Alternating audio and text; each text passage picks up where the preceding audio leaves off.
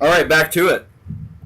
Yeah, so honestly, I really wanted to do this like a lot sooner, but shit happens. You And know I think the we both still have a pretty decent recollection of shit. yeah. I was gonna say, sometimes these things are better when you let them sink in a little bit.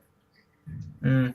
Um, Uh, I don't know. I guess this is your content, not mine. So I guess we should focus on you because this is like I said, this is my sixth or seventh or whatever it is, and I this was mean, your first it is your class. first time at Amos, It's I my guess. first time at But Amos. yeah, I mean, Yeah. either way.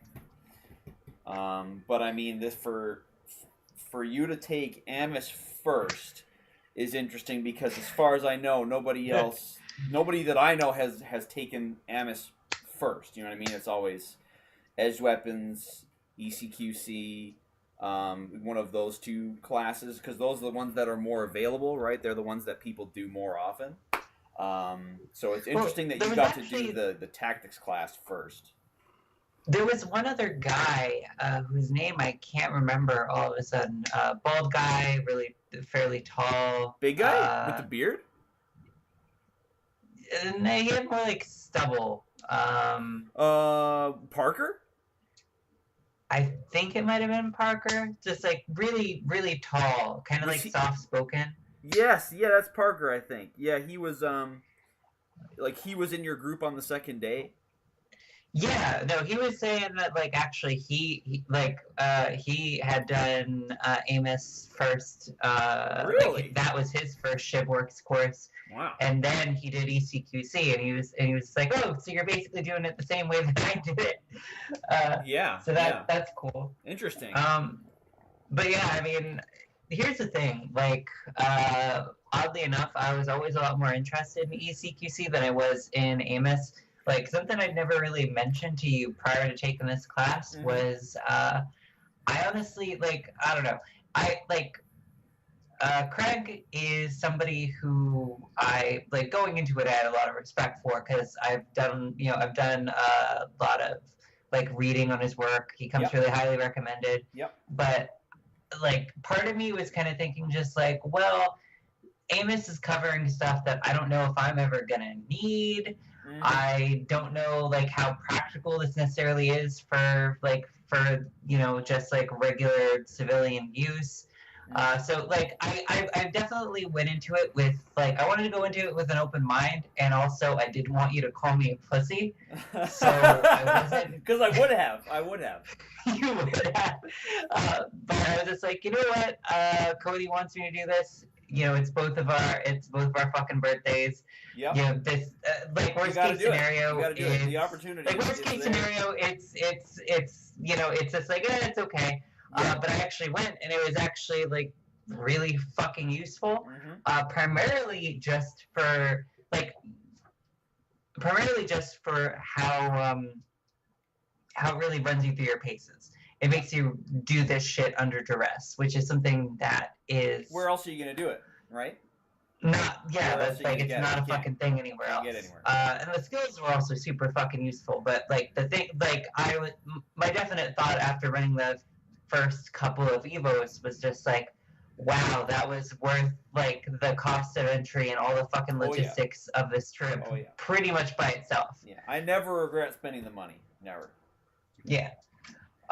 Like when I was first, like that was the thing that kind of made me reticent. Was just like I'm spending fucking $450 on a class that I'm not sure if I'm ever gonna use these skills. And then I actually go and it's like, oh well, fuck. Actually, it was awesome. Definitely need this shit. Yeah. So yeah, no, I was like, I'm super fucking happy with it. Aside from getting fucking food poisoning and vomiting my guts out for fucking 2 hours. Just consider that part of the rite of passage. You know what I mean? Like nobody has a particularly easy go of it on their first class anyway. Yours is just maybe a little bit more difficult than usual.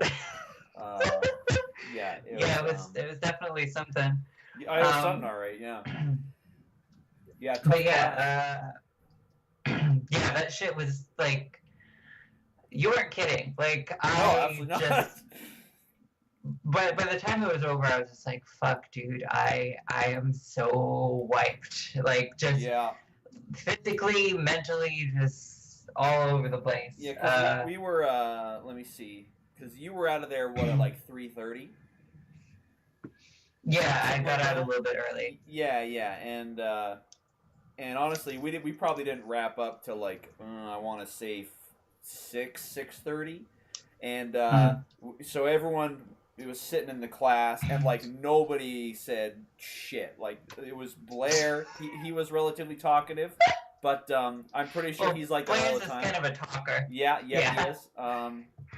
But everyone else was just fucking just dead, like just The Walking Dead. Like everyone just sitting there staring at their phones, and I was thinking about going upstairs to have like a nap before I came back down for the class to be over. Mm. Um, Mm. but everyone was just fucking fried. Pretty much. Yeah. So I guess to kind of like give everybody a brief on what Amos actually is after he spent fucking 6 minutes talking about it. Oh It's yes. short for armed. Yeah, it's short for Armed Movement and Structures. It's taught by Craig Douglas of ShipWorks. Basically, it covers kind of traversing interior spaces where there, may be kind of like a hostile presence. That's a good way to phrase Low it. light Yeah. stuff.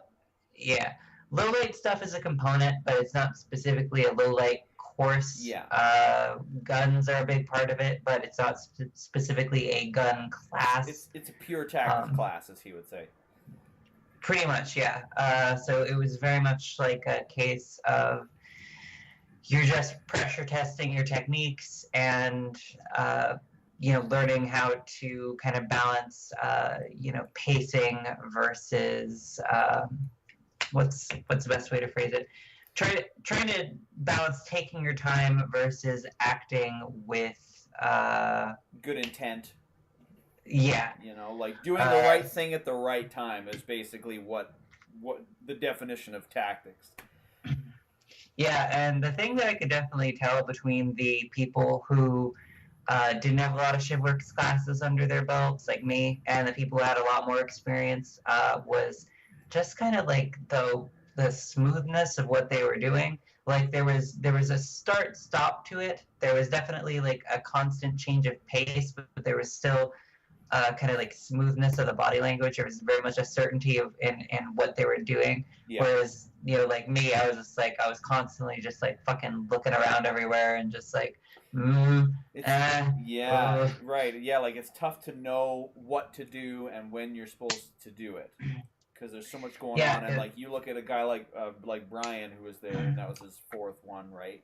And like his decision process was lean, and he was streamlined, and he knew what to look for and how to look for it, and how to gather more information than you or me. Like he's like, oh, I'm like, fucking Brian, how'd you know I was there? He's like, oh, this bullshit shadow or this reflection or whatever, and I was like, God damn, man, like I'm too busy looking at visually what's in front of me, and I'm like, okay, that's a door. I don't have the streamlined thought process to be able to pick out all these little things and details that would give me more information, but he's just able to see through he's able to parse information better than people who haven't done it before.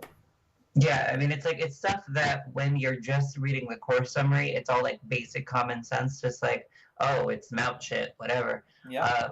But like actually having to engage with being aware of your exposure to threats, trying to keep everything at kind of only like a 45 degrees of exposure, trying to, mentally engage with what you can actually see, how to kind of maximize the amount of visual information to get, processing things with verticality in mind. Because I remember that fucking time I was, it was in the bathroom. In the fucking bathroom when I'm trying to slice the pie into that room, and I'm trying to see, around the corner, try and get as much space before I engage it, and then at some point you just go like, I don't know, it was like you had said bang or hey or some shit. Yeah, I probably said something. You've been in front of me this whole fucking time, but I didn't see you because I didn't look up. Yes. Sorry, stand by 1 second. Right.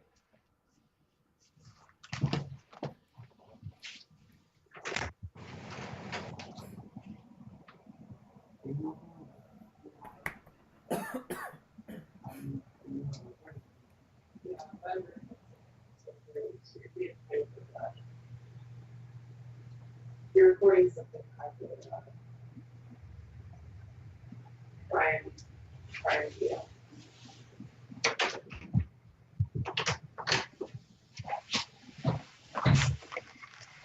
Anyway, sorry about that. I'll have No, to it's okay. cut that out there.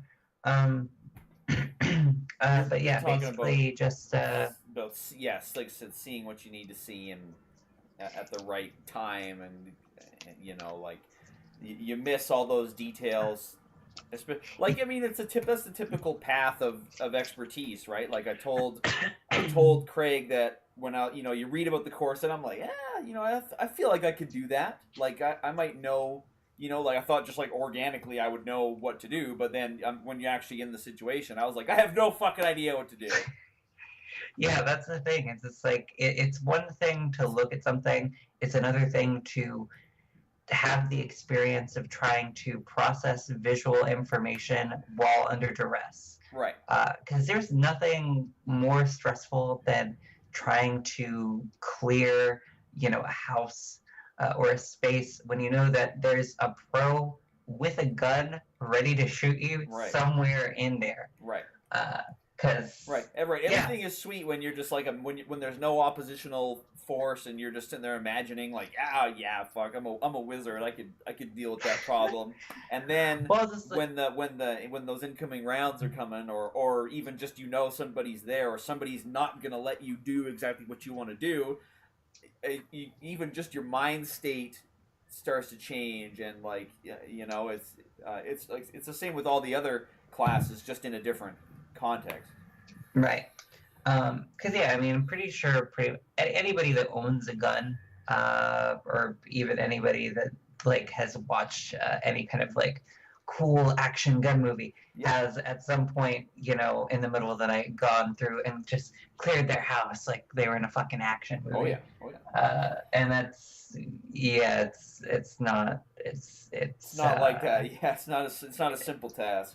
It's fucking stressful. It's stressful as shit.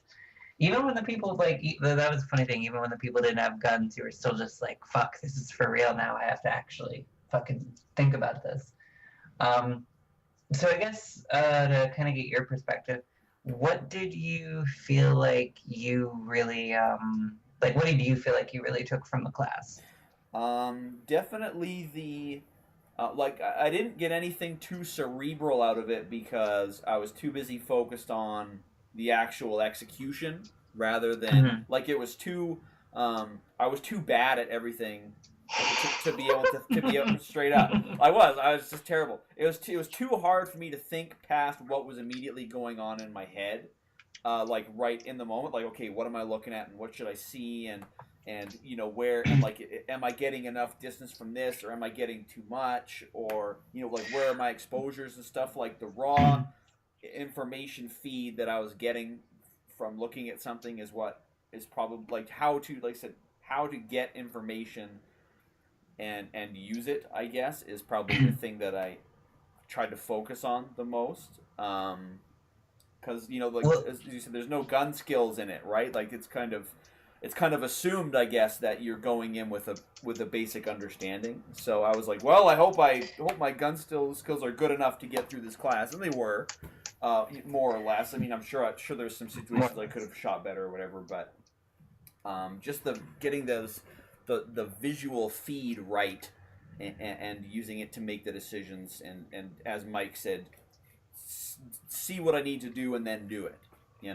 That was my primary takeaway. Also, for sure.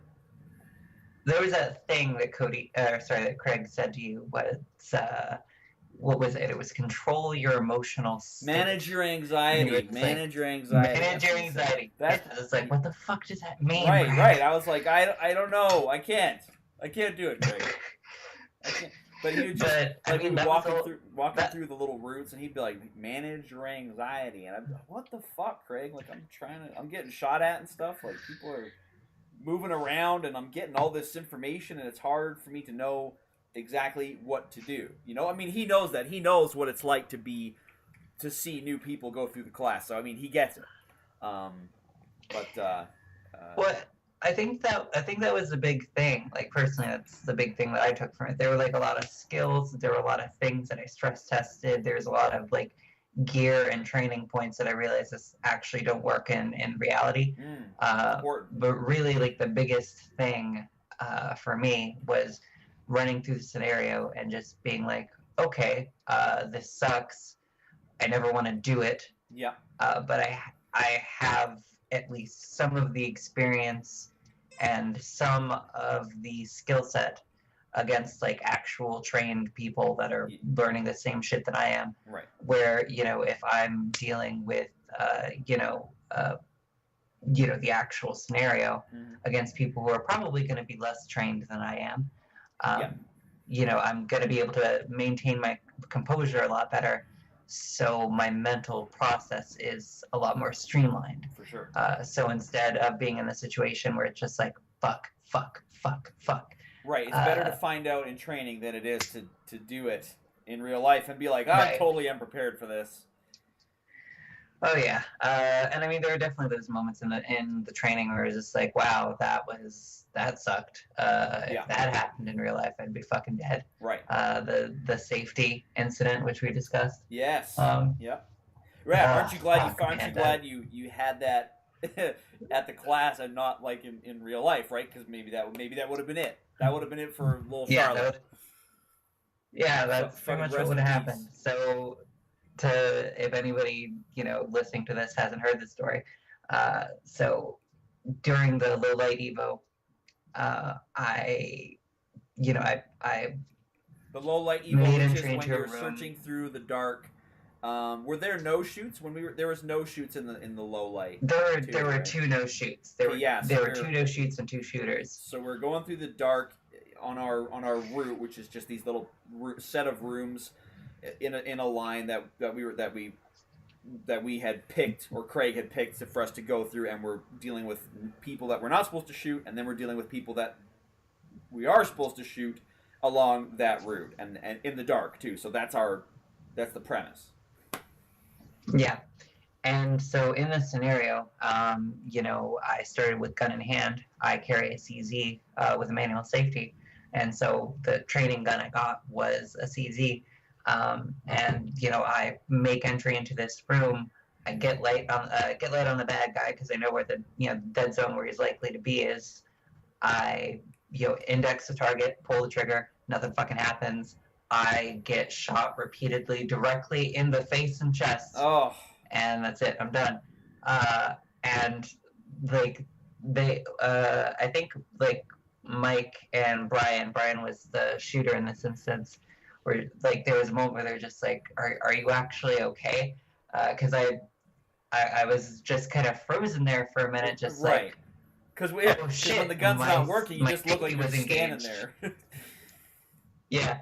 So it was basically this case of just like, oh, my safety was engaged that entire time. Yeah. All of those reps that I've put in of taking the safety off when I draw didn't work. That raises a lot of concerning training questions. Right.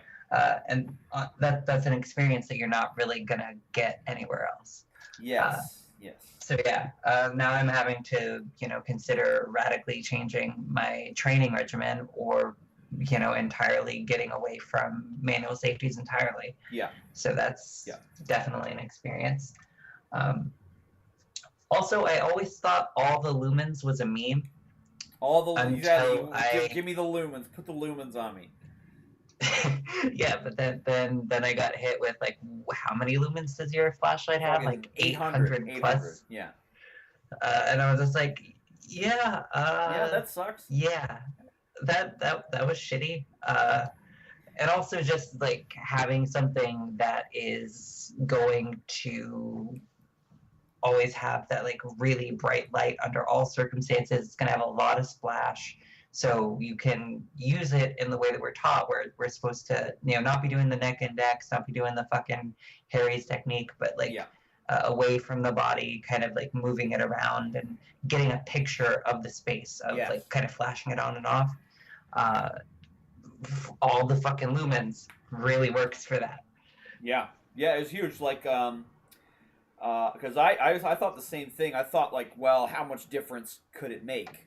You know, to have say a 200 lumen light versus a 400 versus a 600 versus an 800, right? I guess a more honest comparison would be like because my previous light was a 200, and this one was an 800, and you know I'm using them in the house, right? I'm like, yeah, I can still see, but you know what? If I brought that other one there, I wouldn't have been able to see as much as quickly, and also have that same effect on the other person with if I didn't have that all that juice coming out of the fucking light. And it was just that realization that like you know the more light I have available, the more information I can get, which is probably a good idea, and it was worth it. You know, like it paid off in the end.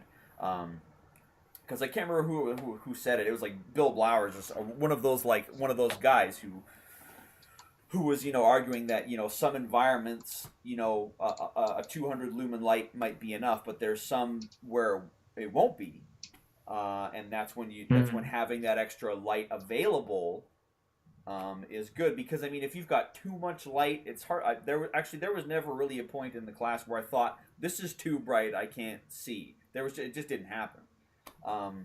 Which is something that people say, oh well, you know you'll ruin your night vision or whatever. There'll be too much splash. It'll give you away and stuff. Never happened. Never fucking happened. I was always thankful that I had like that huge spotlight on stuff. Yeah, some kind of handheld light with with a pressure function rather than being an on-off push button. Yeah. That's super important. And weapon-mounted lights are also super fucking important, but not for searching, not for what we were using that for. Yeah. Because you know I ran into the issue of I've always trained around using either a neck index or the Harry's technique. Yeah. And I found that when I was doing that, it causes the light to be too close to your body, making it kind of a target. Yeah. And also you don't want to be, because you know you tend to have your muzzle follow where the light is pointing in that instance. Yeah. And you don't necessarily, like, especially in the no-shoot situations, you don't necessarily want to be pointing a gun where you're pointing your light. Yes. Right. Yeah, So, not everything that I need to definitely a see thing. needs to have a muzzle on it. Pretty much. But yeah, basically it was nice being able to pressure test a lot of these techniques, realizing what gear sucks, what needs to be improved on, what techniques need to be ditched for these particular circumstances. Not to say that the Harry's technique doesn't have validity, like it's a perfectly good I'm sure it's good. shooting there's position. a situation where it would be useful, or so you might be like, okay, this is the time for me to use this technique, but truth be told, you know, if I'm searching around, not really the best, especially considering that there was Mike pointed out there are multiple instances where I ended up muzzling my own hand. Yes. Because I was like trying to move the light around, but my default position kept going to fucking Harry's technique. Yeah. I've never been more aware of like my physicality than in Amos. Being aware of like how visible I was, the amount of exposure I was putting myself to, really, really a valuable experience. Super excited for ECQC. It's gonna be good. So, how much do we want to talk about the final Evo? I mean, So, you know, the odds of anybody that's gonna listen to this ever doing the class are probably pretty low. But you know, just in case, I guess we should say. So in the final evolution, there's a no shoot, there's a don't shoot yet, and there's a shoot, and we don't have to go in. I don't think we have to explain it much further than that, and we can just kind of like deal with the issues that we encountered. Because mine, I got really lucky, and Craig was like, you know, he pointed a couple things out that that could have ended up. In me having like a catastrophic failure, but they just didn't because I got lucky. But that's you know what I mean. I hate to use tactical truisms and stuff, but like you know they say it's better to be lucky than good. but and the more luck, the better I am, the luckier I get. But I mean, straight up, a couple times. Oh, here, you talk about yours first, and then I'll talk about mine. Well, I gotta say, I mean, like one of the big criticisms I've heard from some of my friends of kind of like assessing ShivWorks Evos that they've kind of seen recordings of is kind of the no-win scenario. But that's honestly, I feel like that's the only way you can really pressure test a lot of this shit. Yeah. I felt like the scenario that I ran was, I feel like the only surefire way of quote unquote winning it without getting shot was potentially doing something really, really morally ambiguous. Of just like basically there was a point where I had the don't shoot yet. They were being compliant but kind of dodgy, and I was having difficulty, clearly verbally communicating. Okay, I want to get them in a dominant position and assess if they have a weapon and kind of go from there. Yep. But truth is, even if I'd done everything and if I'd done everything correctly, all that I really would have bought myself is maybe some time. Yep. I never would have been able to secure that weapon. I would have been exposing myself to a certain degree of danger regardless. Best case scenario, had I not just straight up shot the don't shoot yet subject pretty much in the face, it would have been a situation of just like, best case scenario, I could have pushed into the final room, dealt with the threat in there, secured the no shoot, and hunkered down for the don't shoot yet to eventually come in and try to shoot me. And I would have been in a decent defensive position, but inevitably it was going to be a matter of I either shoot this guy now or I deal with him trying to shoot me later. Yep. And that was a shitty situation. It was interesting because Craig straight up asked me afterwards, just like, you had this guy in a position where you probably would have legally been in the clear to just fucking smoke him. Yep. But did that ever occur to you for you to actually do it? Yeah. And it did not, because he wasn't actually pointing a gun at me in that moment. Now, did you see he had the gun on him though? I hadn't ascertained it yet. I hadn't managed to get his waistband up get his clothes away from his waistband. Now, if I had ascertained that fact, I wonder if I might have had an easier time shooting him. Because I did the same thing. I did the same thing. I didn't see that he had a gun. But the thing is, though, like, the thing is, I knew he had a gun. Even though I didn't know for sure he had a gun, I knew he had a gun. Like, I mean, there's the obvious case of he likely had a gun for the Evo, but also just kind of a matter of intuition. Like, he was being just compliant enough to make me not shoot him, but also to grossly inconvenience me. Yeah. He directly lied to me at one point where I knew he was lying. And so it was a case of just like, okay, I know the second I turn my back, if it's not a gun, it's a knife. If it's not a knife, it's his hands. Yeah. It's going to be something. This guy's going to try and fucking kill me the moment I turn my back on him. Yeah. So it was a case of just like, it's really interesting because like, there's nothing like somebody, well, at least in this situation, it's an actor, but there's nothing like somebody that you care about screaming in another room to just make you disregard the immediate threat in front of you to just go fucking ham. Yeah.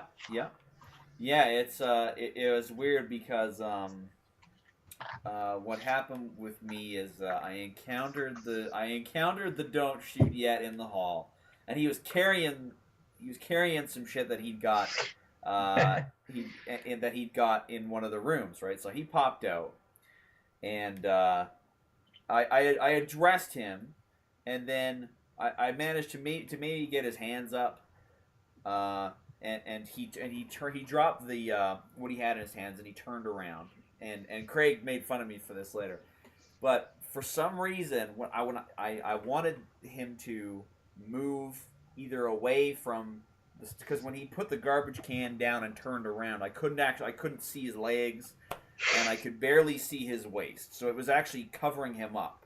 So I said, okay, I've got to figure out a way to move that shit so I can see what he's doing around the waist and stuff. So I was like, okay, mule kick that fucking garbage can. And he was like, what's a mule kick? I was like, just kick it behind you, you motherfucker. It's like, you fucking smartass, Brian. God damn it, man. But he knew. Like, he probably knew. He probably knew. He's just like, yeah, I'm gonna fuck with this guy.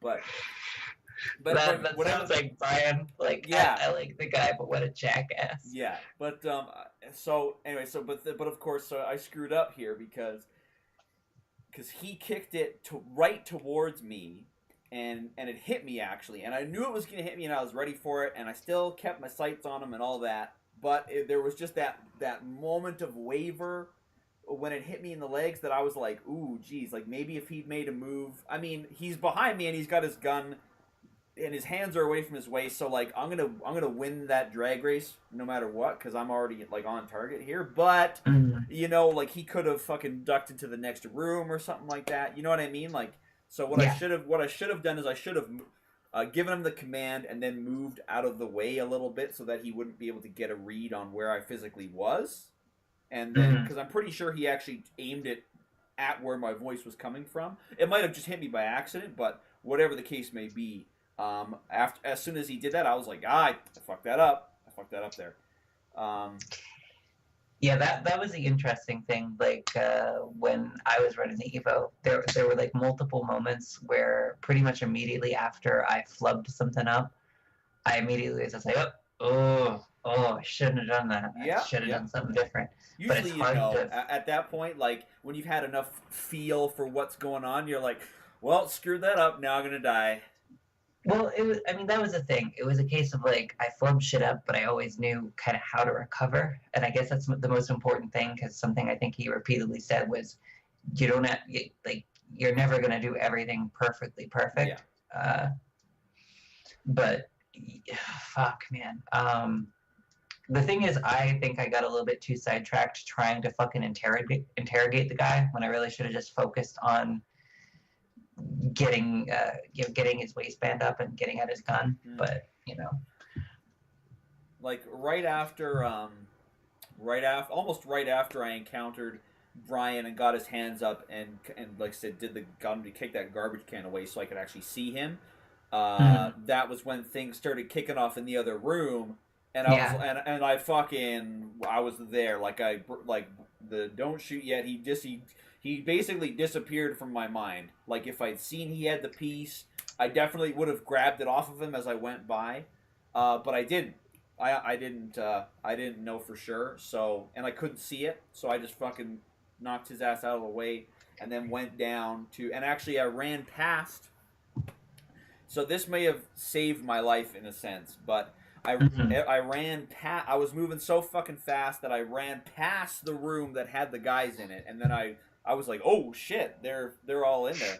But in that moment where I took that snapshot as I went by, I was able to see both of them in the room and figure out, okay, my fucking shooter's on the left and my no shoot is on the right. So when I peel back around this fucking door frame, I'm gonna see the shooter first, and then I did. And then he started fucking trying to get me, but like all he could see was probably my muzzle and my fucking like the top of my head. So I got him. Like I got him with good like high center chest hits, by God's grace. And then I ran in there. And Craig told me afterwards that while I was in the hall, fucking peeling this guy, Brian was like the don't shoot yet was like behind me trying to shoot at me. But his gun didn't work. he had a malfunction. Like it wouldn't go. You motherfucker! Yeah, you lucky son of a bitch. Okay, but check this out. Though the same thing that happened to you happened to Brian. Really?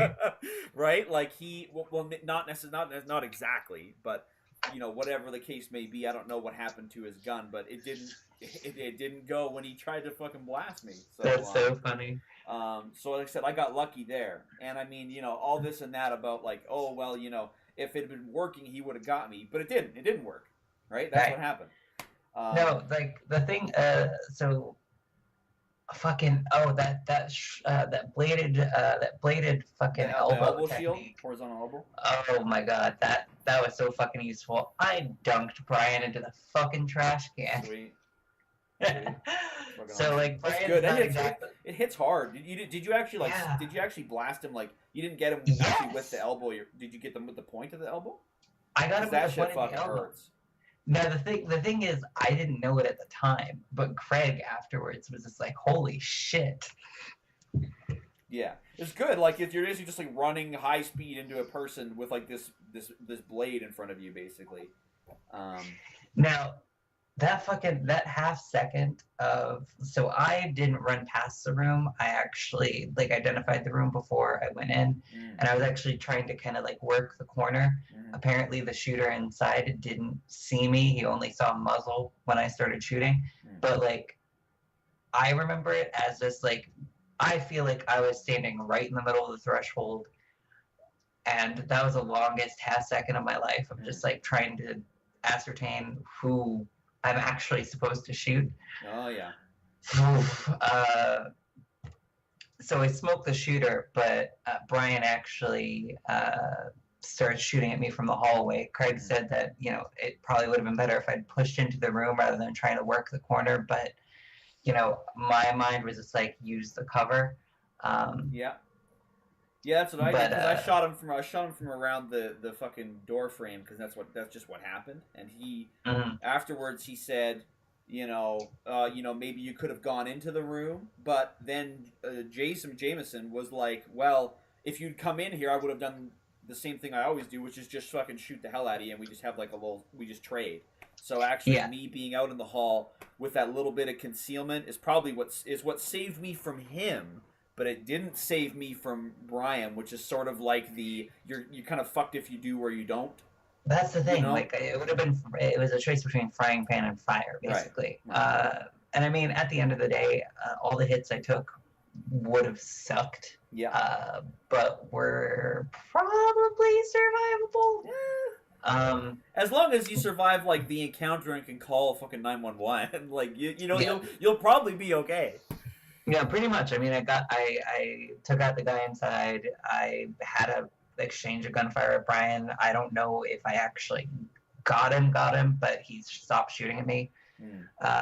And basically got in there, immediately got the no shooting into the corner, was calling 911 when they called break.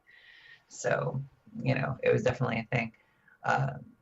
But man, so I mean, basically, so things that were super reassuring about the class, whenever it came time to actually fucking shoot people, I was really good at that.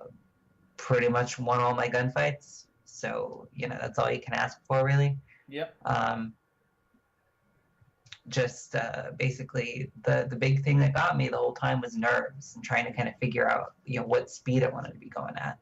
Because when you got that adrenaline pumping, it's hard to fucking think. Yeah. Yeah, it's tough.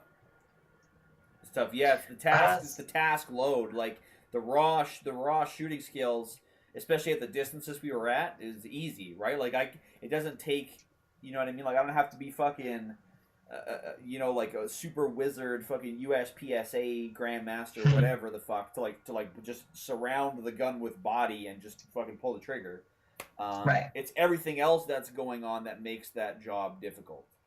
Yeah. It's just like you can spend all this time, squaring off, at the range, punching holes in paper. Yeah.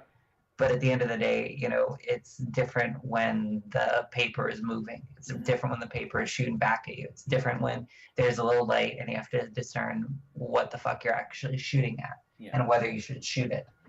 And how to, keep yourself from even being seen by the paper, Yeah. But yeah, I guess, what would you say would be your kind of biggest takeaway from the course? Well, uh, I guess probably what a difficult job it is to do that sort of thing correctly by myself. Not, I mean, even if I had people with me, I don't think it would have been like easier, I suppose. But just the momentous task of solving that problem by myself, you know what I mean, like figuring out how hard it is to actually do that, was definitely big for me. Like, because like I said, it's sort of like, well, it's just like these fucking guys that watch ECQC or whatever, and they're just like, I just shoot him. It's like, well, it doesn't really work like that, Like there's way more going on than you fucking think. Yeah, it's one of those things like when I've talked about Amos with a few other people, are just like, well, why would you ever leave your room in this scenario? It's just like, well, that's not necessarily Because what the this world is, isn't a place where I control every factor and when everything happens. You know what I mean? Like You it's just not. know, what if, if that bump in the night happens, what if Right. my girlfriend isn't in the room? Right. What if my little brother's, in another room? Yeah. What if, the situation isn't happening in my home? Maybe I'm in an active shooter situation Right. and I don't know where my family is, or I don't know where he is relative to the exit. So it's just like, this is shit that, yeah, it's not super likely. Yeah. Most people never run into these situations, but it's something that I think we, as gun owners, and as people who, train to fucking kill bad dudes, Mm-hmm. I feel like it's something of a responsibility that we have to take, I would say. Yeah, and like I'm not a guy that's a fucking piece of shit about it, and I'm gonna be like, oh well, that's stupid because it's like not like I know how to put on a tourniquet not because I think it'll happen, but because it could fucking happen. You know what I mean? Yeah. Like it's just because it's not likely doesn't mean that it's not important for me to be relatively aware of the issues. And of course, it's unlikely that I will have to go through an entire structure by myself with my gun and deal with whatever I find in there. But I might have to go from one room to the other room to get a better position in my house to get to the top of the stairs so I can see who's coming up. Or I say, okay, you wait here where it's fucking safe and there's like furniture to hide behind. I'm gonna go out into the hall and look down the stairs at the door where or see where the sound is coming from, so that if somebody starts shooting, they're shooting at me and not both of us. Or Right. any number of situations, right? Like it's so easy, it's so reductionist and shitty to be like, oh well, just do this tiny easy solution that doesn't reflect the way this stuff happens in real life at all. Like not every situation is going to be where I'm in the perfect position and I'm totally ready and guns loaded and everybody's safe and everybody's where they need to be so we can have this little like tower defense scenario. Like it's just not realistic. It's like in ECQC. Everybody thinks, or sorry to interrupt, but like just everybody thinks, oh, I'm this fucking high speed operator. I'm always situationally aware all the time. I'll always have a point of egress. I'll never end up in this, situation where I'm at a disadvantage. It's like, that's not how fucking life works. Yeah, You a know? lot of people that fucking died probably never thought they'd be in that situation, or they would have done something to prepare for it. Yep. Like Tom Givens says that he has, whatever. I don't know what the stat is now, but he's got like 70 of his students have been in gunfights, and 2 of them lost. They died, and it was only because they didn't. And he says they didn't. He says it's more of a forfeit because they didn't have their gun when they got into the fight. They just got killed. Oh man, that fucking sucks. Yeah, but it's that sort of thing. It's like everyone else who was fucking prepared and took the time and the effort to actually like get some preparedness. They all did fine. As I said, it's unlikely I'll have to do all of that stuff that we did at Amos at one time. It's not unlikely that I'll have to do maybe 1 or 2 of those things at one time, like I'd like address somebody at gunpoint, or move from one room to another room safely, or just use my the knowledge that I have now to just pick a good spot to hide out and wait. It's because like every moment of Amos is it's just like ECQC in a sense, in that every moment is a micro fight. Every second that I That's spend, a really good way to put it. Yeah. yeah, like every second of the evolutions, how we end up in that position might not be reflective of reality, but if I end up in a position like that in real life, I'll be like, oh shit, I've been here before. I know what to do, and I can make those decisions faster than being like, oh well, I guess I'll just make it up on the spot, and then by that time I'm already dead. Yeah, it's like there's nothing worse, and speaking from personal experience here, there's nothing worse than realizing you're in a potentially fucking deadly situation and being just like, oh, I'm not fucking prepared for this. Right. I'm completely behind the curve. Yeah. So it's just like I'd rather over prepare. Right. Like I can't remember who said this. You quoted it recently that it's not a matter of the probability, it's a matter of the stakes. Right. It's not the odds, it's the stakes. Yeah, exactly. It's what I risk losing by not doing this. Right. And it's it's a case of like, oh well, why don't you carry an assault rifle everywhere then? It's just like, right. Yeah. Oh, okay. I guess I'll just do that. Right. Like, oh shit! It's so simple. God, I can't believe it. Thank you for that. Yeah, totally. But that way, I just get shot first when the fucking fighting starts. Awesome. Exactly. But in any case, I don't know. It's basically, basically we're on the same page. It's just about getting the reps in. It's about building the experience of knowing what works, knowing what doesn't, and knowing, okay, I've been here. Yes. Simulated, but I've been here, so I know what to do here. Yeah. And going up against pros rather than against the people you'd typically be dealing with, which is right. So it's like some not necessarily 15-year-old with a gun that doesn't people. work, and he's in there. He's trying to get a TV. He's not looking for a fight. He just wants to get some change at the fucking pawn shop, right? Like it's not the situations that we're put in are always fucking worse than what's likely to happen. Yeah, whereas in Amos it was just like, yeah, we're dealing with cops, guys that have been military, through the class before, guys that know the fucking deal. And you who just wants to fucking beat up BFT, so yeah, exactly. I just want to bully you, basically.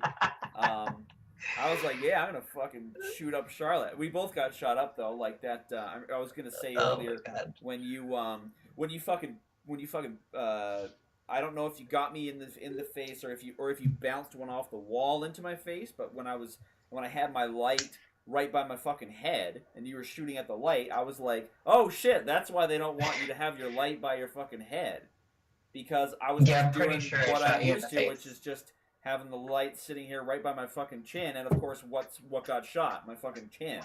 Right, you get fucking used to that neck and neck shit, and it's just like, oh fuck, that's not actually a good idea. Yeah, like actually, another thing I was gonna mention is that people say that Craig's low light segment is like one of the best low light segments in the industry, but he doesn't even consider it like it's not like a low light class. But guys that have done it, they're like, it's one of the best low light portions that they've ever done. And like we're talking about guys who pay $1,000 or whatever to go do a low light class all weekend.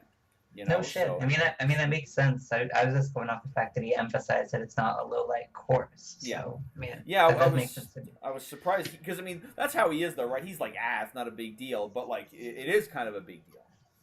War Chief's pretty badass, I gotta say. Yeah, absolutely is. Absolutely is. Yeah, his I like that's probably one of the things that I thought I'm gonna have to practice getting good at this, because I'm when I leave I won't be good at it. I'll understand the theory, but I won't be good enough that I'm like confident in executing it.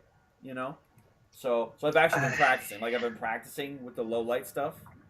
Just to make sure that I've got what I'm supposed to be doing down, No, same thing here, man. Like I've been doing the same thing in my apartment, and also it really has changed the way I kind of engage with public spaces, because like I found myself kind of like trying to be more aware of corners, of depth, and that kind of thing. So yeah, it's definitely. Trying to actually see shit is It's more than most people fucking do on a daily basis. Let me say that. Yeah, absolutely. My flashlight, I kept turning it on, and that's another thing. You were talking about the gear, like ringing out the gear, which is what happens at every one of these classes, right? Like it's my light. I kept turning it on at certain, like whenever I was going across a threshold or through, I would always turn the light on, and I still am not quite sure why. I think it's because I'm really in control of my thumbs when I'm standing there, calmly and not moving. But as soon as I would go to really put some energy into fucking breaking this threshold or whatever, my thumb would just go a little bit too hard, and I'd always turn the fucking light on, and I'd be like, God damn it! So now I've got a shooting issue theoretically, and I've got the fucking light issue, and I'm trying to, you know what I mean? I changed up my light a little bit, and now it's way harder to press the button all the way down. But that's something I'm glad I was able to figure out there, rather than do it in real life and have somebody light me up. Well, yeah, I mean that's a big part of it. Like there was that thing, like you checked tape for some of the stuff, the recording you did, and kept catching myself, going muzzle down when I was going through thresholds, when really I should have the muzzle pointed in the direction of the threat. Yeah. Different light techniques, which didn't work for what I was trying to do. Safety thing. Just various different issues with gear, just not really working for what I was trying to do. All just a lot of stuff that wouldn't have been able to find out at a class. Right. Wouldn't have been able to find out without being, under stress and having other professional people just really looking at you with a critical eye. Right. And that's the sort of thing that people who say like, oh, well, why would you do something like that? They don't get it because one, they don't do it. They just don't, you know what I mean? They're like, they just spectate their whole lives, and they don't actually bother to do the fucking class, right? Like you were saying, a lot of guys know who Craig Douglas is, but who actually shows up to his fucking classes, right? Like not that many people. Actually, now a lot of, because he's relatively prolific, so people do show up, but everybody else is like, they see his stuff, they're like, I could do that, but you can't though. Like, you know what I mean? Like you have. I mean, I've watched a few YouTube videos. I mean, right. I know what I'm talking about. Right. It's not the same thing as mastery, right? It's not the same thing, or even practice.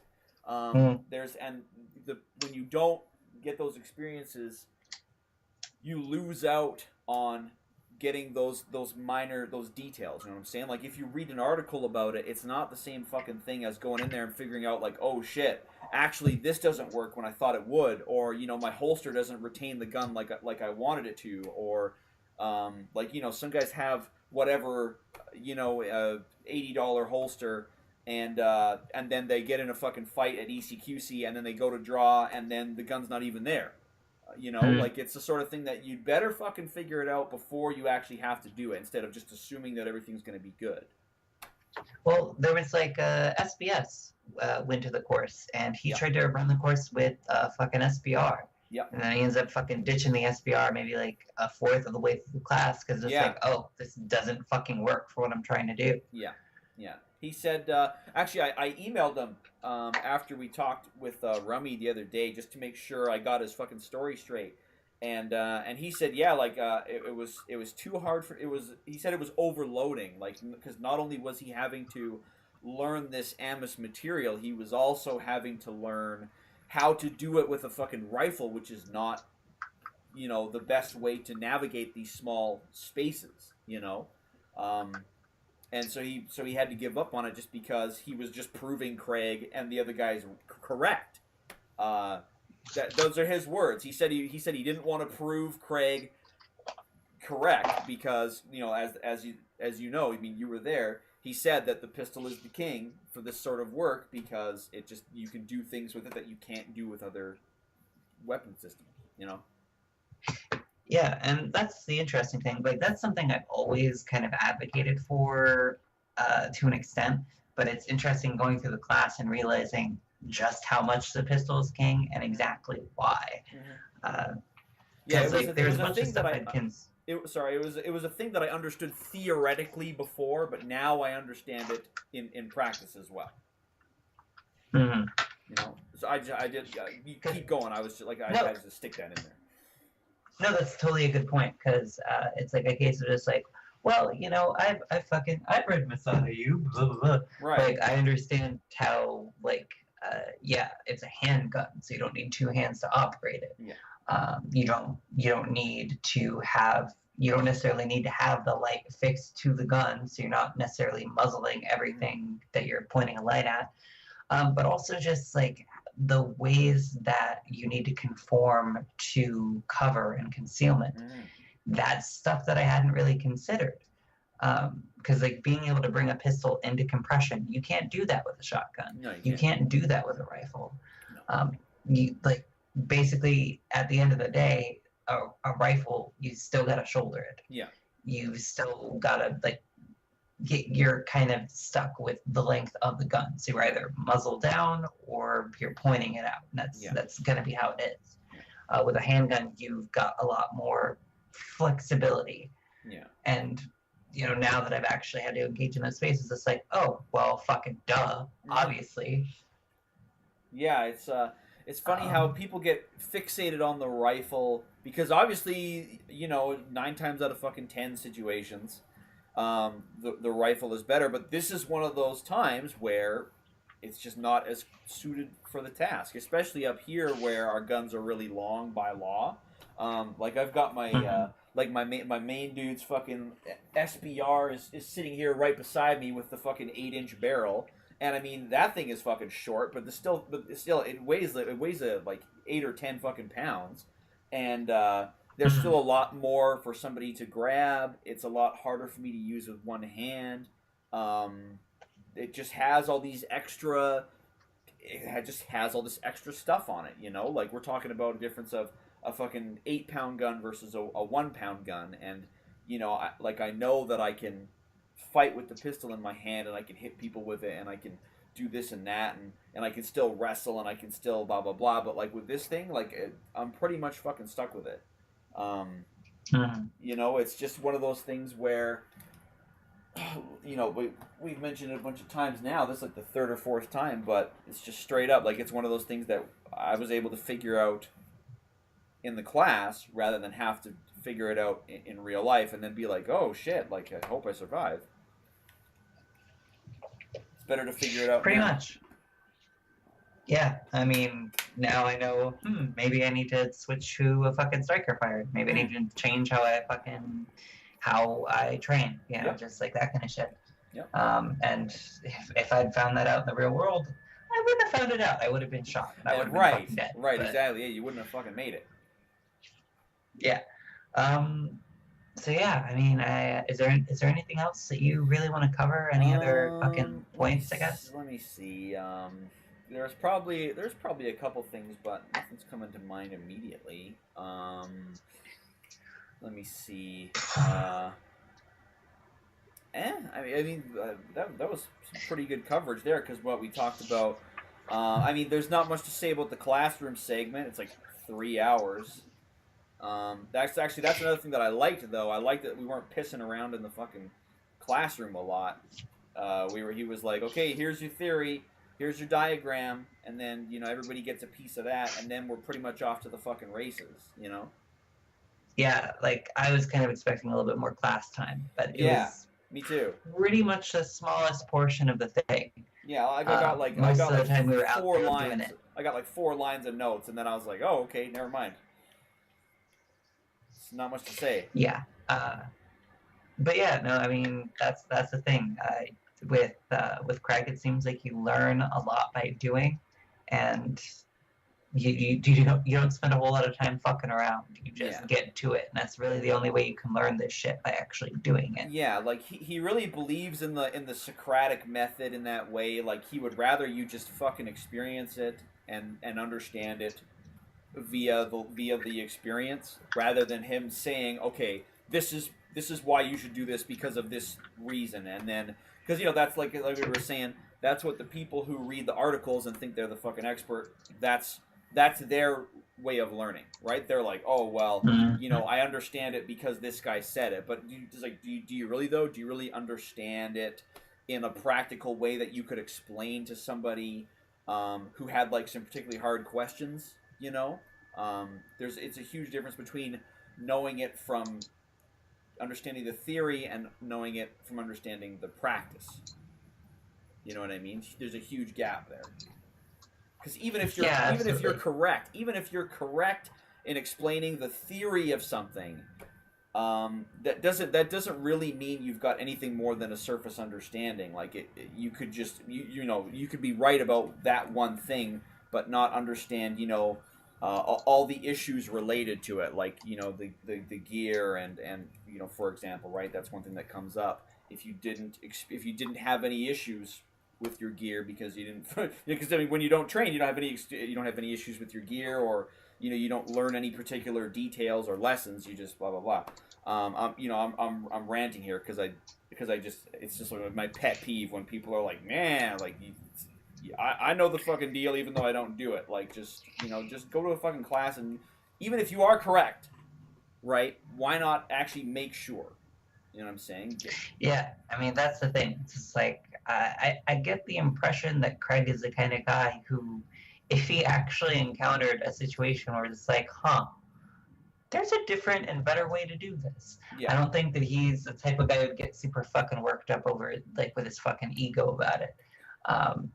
But like people just want to fucking talk about just like, well, I know what to do, so I'm not going to bother to question that in any way. Just like, okay, good luck with that, man. Right, yeah, like it's like, okay, I hope you never have to find out how wrong you are because you're gonna be in trouble.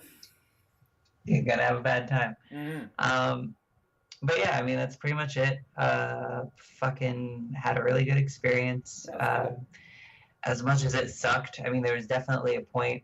I'm pretty sure I asked Mike at one point, could I end this Evo early just by shooting myself in the fucking head? You did ask me that.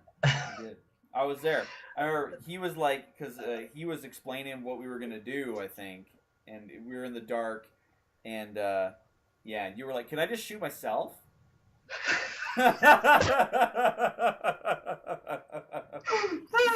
Yeah, I did not want to do that at all.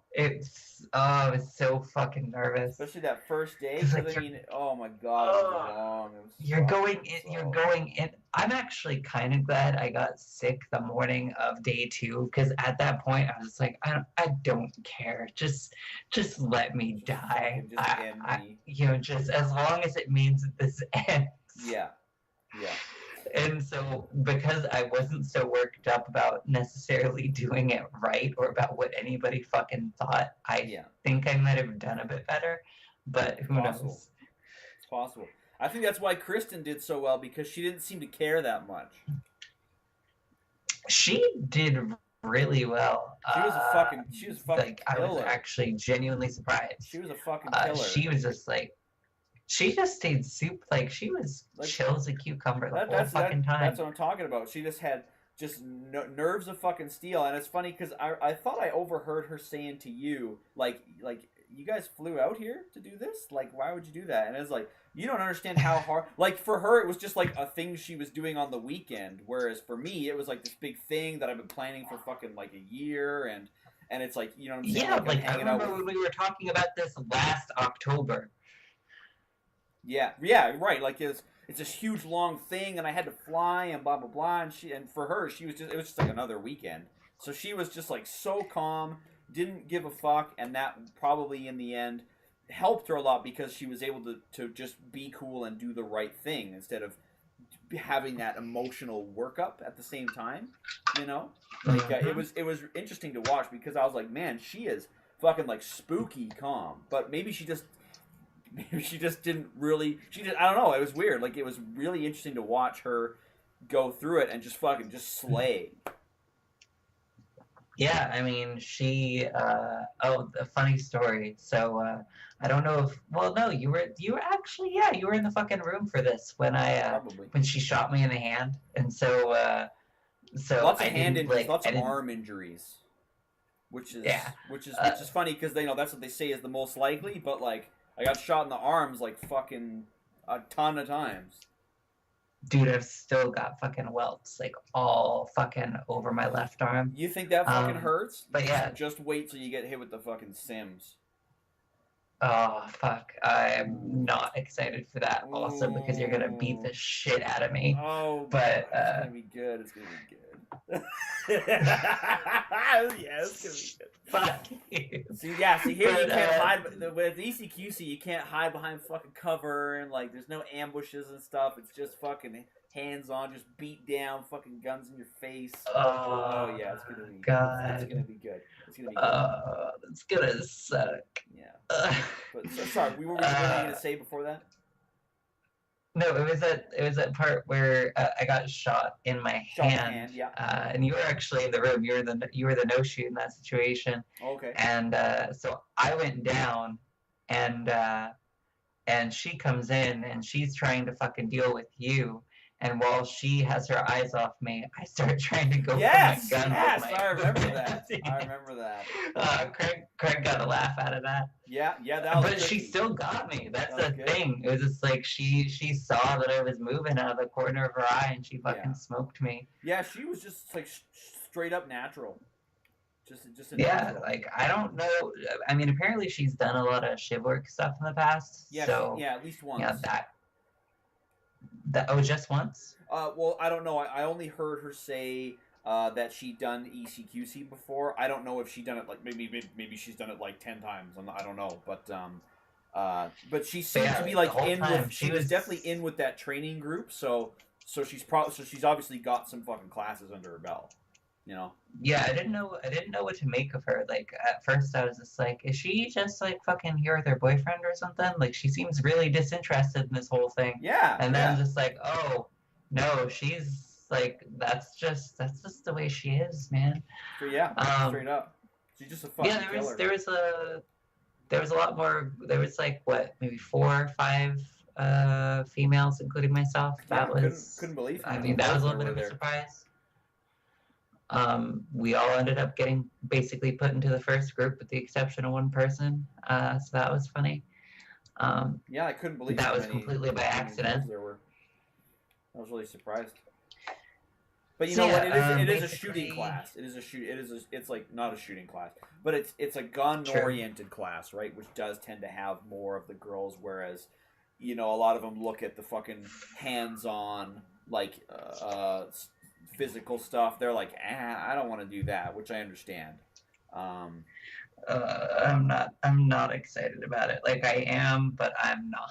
You'll probably feel the same way about ECQC that you feel about Amos now. Like once it's over, you'll be fucking relieved, and you'll be like, oh my god, that was so like good and enriching and stuff. But at the time, it was fucking terrible. Pretty much, like Yeah. that was the thing. It was just, like during the whole course of Amos, I'm just like, this is super useful. I can't wait for it to be over. Yes. Yeah. Please put me out of my Plus, fucking I know- misery. I know that I know that whichever fucking ECQC event I book for, even if I don't fucking tell you, you're gonna find out and you're gonna be there. I'm gonna find out. You can't.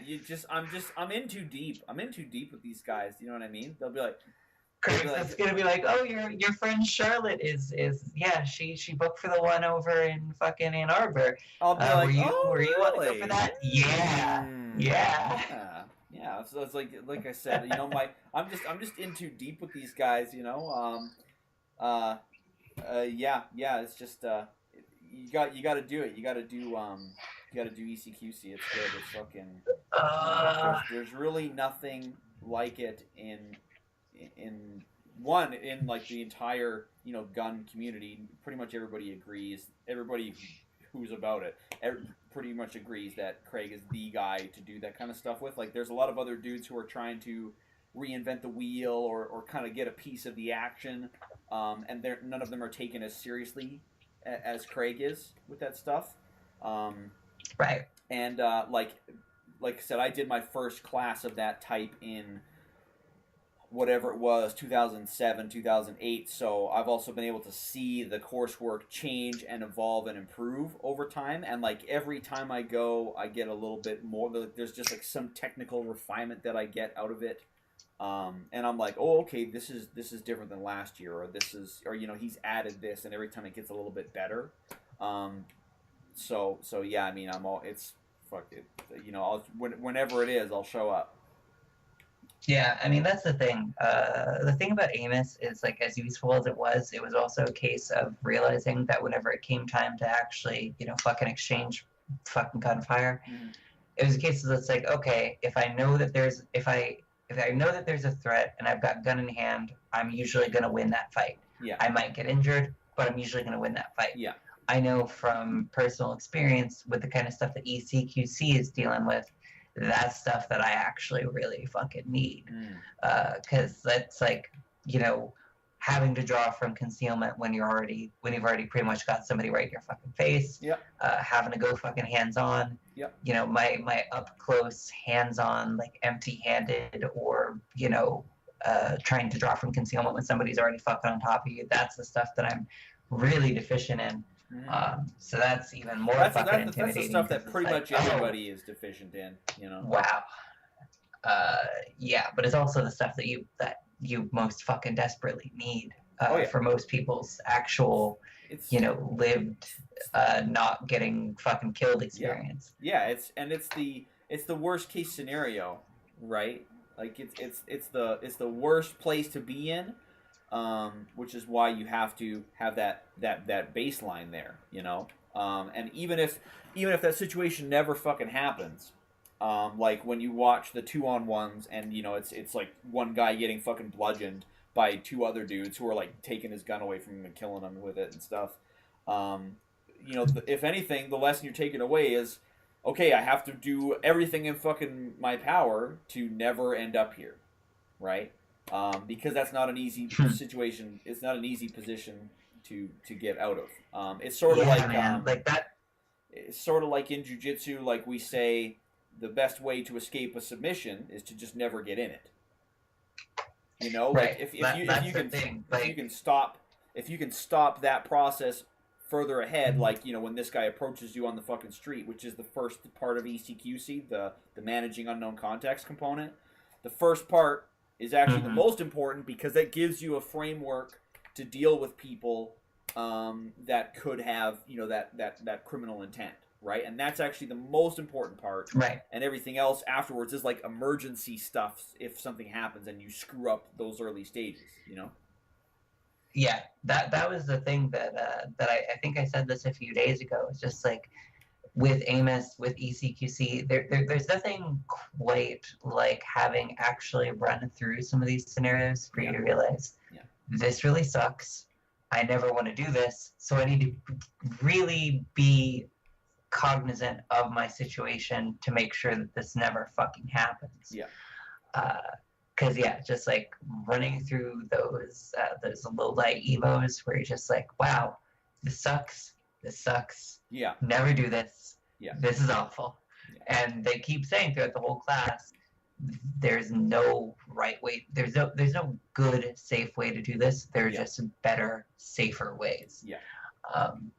And that's no the thing that they drive home. And I imagine it's the same for ECQC. It's just like these situations suck. You never want to be in this situation, so work to never get here because you're gonna get the shit stabbed out of you. Right. Like it's, we were talking about this already. Like everybody understands that you shouldn't, let people fucking get close to you and grab your gun and rip it out of your hands and kill you with it, right? Everybody knows that. The question is, some people are you actually prepared, and do you have any fucking idea of how it can happen to you in the first place, and two, if it's happening to you, how are you going to deal with that, right? It's like these guys are like, well, I just don't let anyone get close to me, like that'll never happen to me, and then it happens to them, and they're like, oh well, shit, and then they die. Because they didn't actually have any, procedure in place. They didn't have any tactics. They didn't have any understanding of how these things can occur. They just kind of thought they'd wing it, and then they fail, right? Yeah. Like, you can't fucking wing it when your life's on the line, or more importantly, when the life of somebody you care about is on the line. Right. Because it's like you're not always fighting for yourself. You're not always, like, you can't necessarily control what your partner's doing, what your kids are doing, what your mom's doing. Yeah. Sometimes you gotta, be on point for them. Yeah. So basically, I'll go for it. Oh, I was just gonna say, like, it's a lack of roundness of understanding. Like when people say, "Oh, you know, if he's got a knife or whatever, just fucking run away." Like, "Well, what if I can't run away? Like, what am I gonna do?" They're like, "Oh, well, I guess you'll just die." Like, that's not a fucking solution, dude. Like, that doesn't help anybody. Yeah, that's not an Right. answer. And That's the exact opposite of an answer. Yeah, and that's basically the logic that these people have when they fucking want to mouth off about the training itself, like they have all the answers. Is that they really don't. They're just like, it's just like this weird form of like ego insulation. They're like, well, I don't have to do that because that'll never happen to me. It's like, well, you know, like we said before, there's a lot of people who thought it would never happen to them, and then it happened to them, and they're dead now. You know.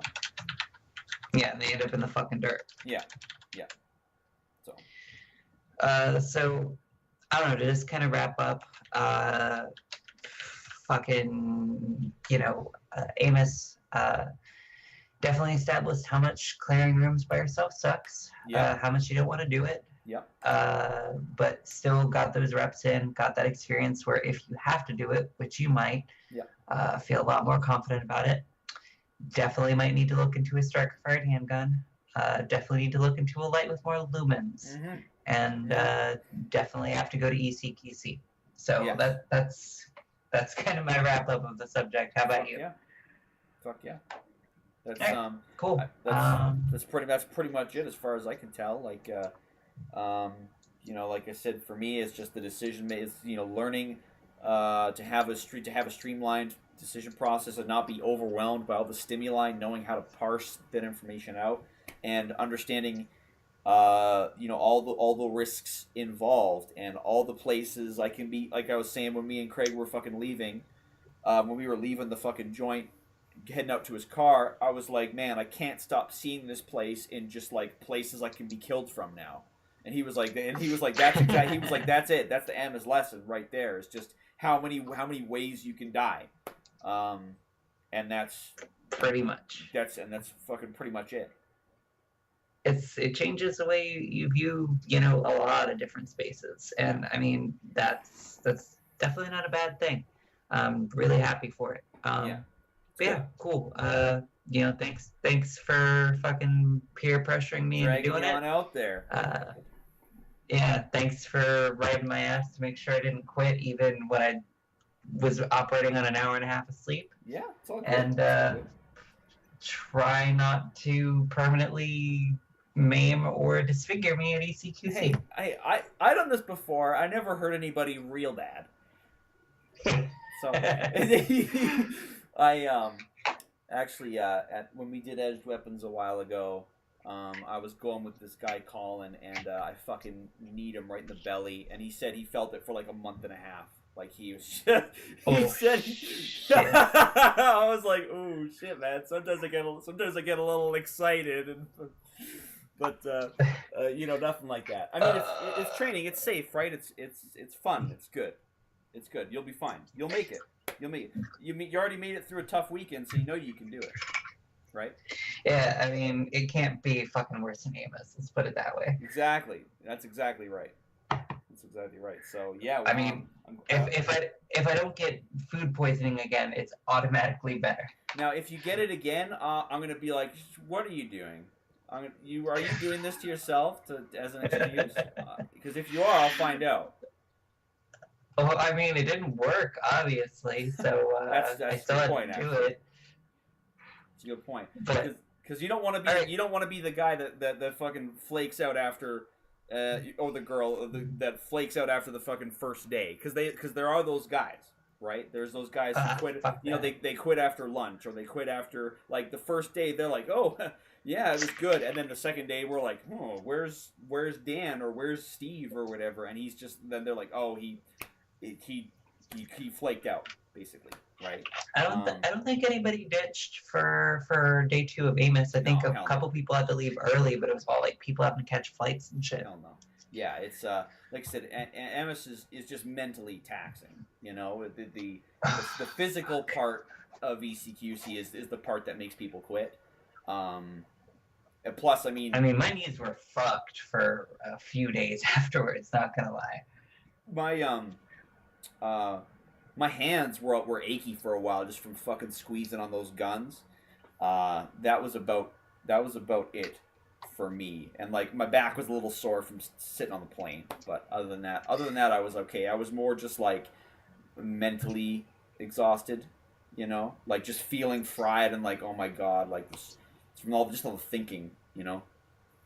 I may have unintentionally made a couple too many dynamic entries where I fucking slid in on my knees or some shit. Yes, probably. That'll do it. So I was pretty fucking bruised. Yeah. But yeah, cool. So thanks for fucking talking about this with me. Yeah, it's so good. You know, So good. definitely I gonna hope you figure had out a how to good cut time. this I hope you feel enriched. Dude, yeah, totally. And it was nice to actually fucking get to meet you and hang out with you and do shit. Yeah, it was fun. So We had a good time, didn't we? that was cool. Yeah, and also I am actually drinking the rye whiskey that you gave me, Oh, good. and it's fucking bad as hell, dude. That's good stuff. That's fucking good stuff, I tell you. I'll drink that any which way. What do you think of the Basil Hayden? I'll mix something. I'll have it fucking neat. You know what I mean? Make a cocktail or whatever, or just like throw it in some Coke or something like that. Like it's pretty much good any way you want to have it, which is rare. Right now I'm just drinking it straight, but Yeah. usually I just have it neat. You can definitely drink it straight. Absolutely. It's fucking good. What do you think of the Basil Hayden? Ooh, it's good. It's good.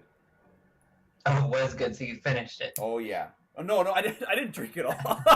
No, honestly we've had like maybe 2 or 3 drinks out of it just because like with a sipping liquor like that, you know, I like to make it last, you know. I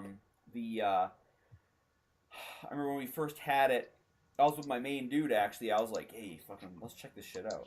So, you know, we sat down and I was like, okay, this is, you know, I get that kind of, there's a little bit of like kind of syrupy sweetness in the air when we were pouring it out, and I was like, oh shit, this, you know, it smells a little fiery, like there's a little bit of that fume coming off of it that made me be like, oh shit, like this might be, like this might be pretty fiery on the fucking tongue, and then when we actually got to sipping, I was like, oh damn, like this is so nice and smooth and like just fucking drinkable. Like, oh man, it was good. I was so fucking impressed. I was like, wow, Charlotte's got good fucking taste. Yeah, I honestly, the funny thing is, like, as much as I love that bourbon, I always end up buying it for other people rather than buying it for myself. Just because it's really fucking nice. It's good. But I usually don't stock it in my place because I usually just go right through it. And when it's a fucking, I don't know, like 45. Well, it used to be like fucking $50+. Now it's gotten a little bit more popular, so it's cheaper. But it still isn't cheap. Yeah. So, you know, if I keep that in my fucking apartment, I just go right through it. Yeah, heard that. But yeah, that's our idea of cultural exchange: Kentucky bourbon for Canadian rye whiskey. That's right. That's exactly right. Next time, so there's a couple other ones that I really like, but I don't have them quite as often, just because they're just not the premium. But there are some other ones that I can hook you up with next time, and they're easily as good. But I just don't like them as much according to my personal taste. But next time I can bring you the same stuff, or I can bring you something different. That's you know, actually I could bring you something that's. I got a couple ideas just because there's a bunch of ones that are like fucking really good. So yeah, I'll have to see what I can hook you up with next time. Okay. But yeah, thanks for hanging out with me. We'll do it again soon. And try not to kick my ass too bad at ECQ. No, I'll be gentle-ish. It depends on your opinion of gentle. You know what I mean? Like some people they go, you know, some people my 100% is their 50%, and sometimes they're 50. You know what I'm saying? Yeah, I know what you mean. But yeah, like I said, it's good, and it's my responsibility for dragging you there to make sure you get the most out of it. Oh sure, that's how you're gonna run. Oh yeah, all right, sure. That's exactly what I'm gonna tell myself. I'll be like, it's for her own good. For her own good. That's why I just even when you're reenacting that fucking Sam Hyde picture. Yep. Yeah, exactly. Yeah, except I'll be shooting you at the same time. Yeah, it's gonna God damn it. be good. All right. Well, I will talk to you later, Cody. Have a great rest of your night, okay? Yes, you as well. All right. Later.